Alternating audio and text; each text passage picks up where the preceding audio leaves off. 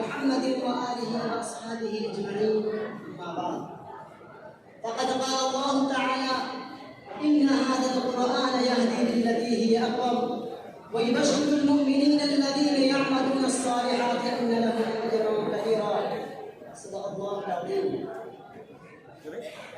برادران اسلام، آئیے اس بزم نور میں ہم ذکر اللہ کی باتیں کریں، کتاب اللہ کی باتیں کریں، کلام اللہ کی باتیں کریں اور قرآن کریم کی باتیں کریں. بزرگوں، قرآن کریم رب العالمین کا وہ مبارک کلام ہے جو رسول اکرم صلی اللہ علیہ وسلم کی ذات گرامی پر نازل ہوا. گزشتہ آسمانی کتابوں کے برعکس اس کا مرتبہ اتنا بلند ہے کہ خود خالق کائنات نے اس کی حفاظت کی ذمہ داری لی ہے اور اعلان فرمایا ہے: انا نحن نزلنا الذکر وانا له لحافظون، کہ ہم نے یہ قرآن کو نازل کیا ہے اور ہم اس کی حفاظت کریں گے. برادران ملت، قرآن کریم جو کہ سرچشمہ رشد و ہدایت، منبع اسرار و حکم، خزینہ رحمت و برکت، ذخیرہ حکمت و موعظت، معدن احکام و شریعت اور مرکز نجاح و فلاح، ذریعہ حسن عمل، باعث صلاح التقوی اور خالق حق و باطل ہے. اللہ تبارک و تعالیٰ نے اس عظیم الشان کتاب کا تعارف خود کرایا ہے اور بار بار مختلف انداز میں کرایا ہے. لہذا ارشاد ربانی ہے: ان هذا القرآن يهدي للتي هي اقوم، کہ یہ وہ کتاب ہے جو ہم نے بالکل درست راستے پر لگا دی. برادران ملت، قرآن کریم اللہ تبارک و تعالیٰ کا معجزانہ کلام ہے.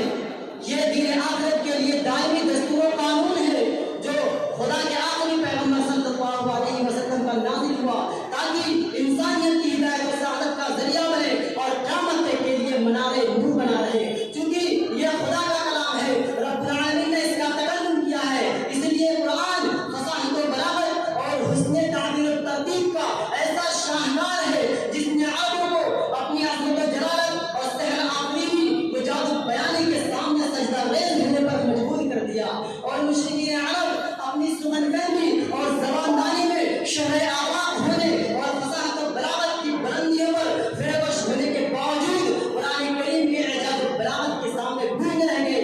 ان کو اعتراف کرنا پڑا کہ یہ کسی انسانی دماغ کا اختراع نہیں، یہ تو ماحول البشر کا کلام ہے. ان کو اللہ صحیح یوسر، یہ تو دل میں اتر جانے والا جادوئی کلام ہے. اس کتاب مبین اور قرآن حمید کی بلاغت کا اعتراف عربوں نے بھی کیا ہے اور آج کی متحد دنیا کے دانشوروں نے بھی کیا ہے اور انشاءاللہ قیامت تک کیا جاتا رہے گا.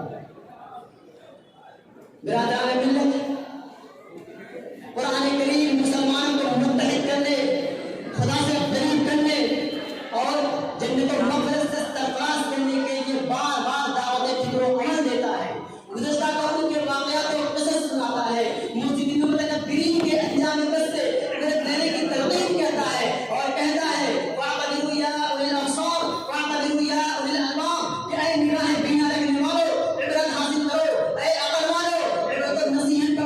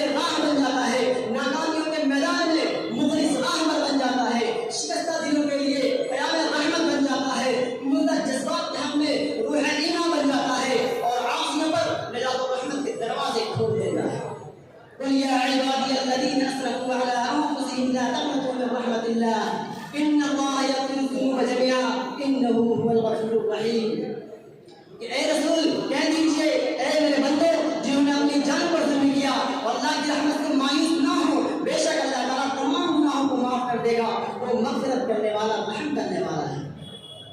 بزرگان ملت، آج مسلمانوں کی ذبحانی کو پریشانی اور انحطاط و زوال بلکہ عملی گمراہی، دینی بے حسی، فکری جنون، سیاسی عدم استحکام، اخلاقی و روحانی گراوٹ، تصادم نا اتفاقی اور باہمی تنازعات کا بنیادی سبب قرآنی تعلیمات اور اسلامی احکام سے بے اعتنائی ہے۔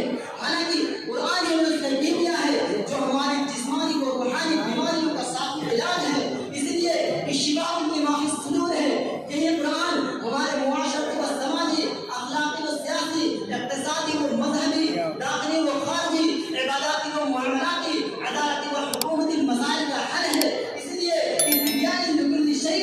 اگر ہم کامیابی و کامرانی اور فلاح بہبود کی چوٹیوں پر پہنچنا چاہتے ہیں اور اپنی موجودہ زندگی کی ناکامیوں، نامرادیوں اور مایوسیوں کو بدلنا چاہتے ہیں تو پھر اسی دستور و قانون کی طرف رجوع کرنا ہوگا۔